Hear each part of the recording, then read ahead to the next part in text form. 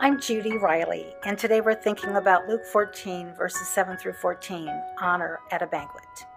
In this passage, Jesus reminds us once again the importance of putting other people before ourselves. Jesus has been invited to the home of a Pharisee for an elaborate dinner, and even though he knows he is despised and he's only been invited to be tricked in some cruel way, he goes anyway because there's always a chance to teach about God's love. The first chance comes when he watches all the other guests jockey for position to sit next to the host. That spot was considered the best seat in the house because it showed how important you were. When Jesus watches this crazy competition, he stops and says, "What are you all doing? There are plenty of seats. You don't always have to sit up front.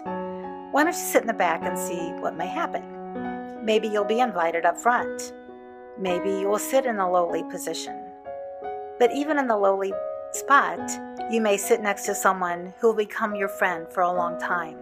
You may hear a wonderful story, hear a funny joke, and the bottom line is you could share your own joy and love with the person next to you."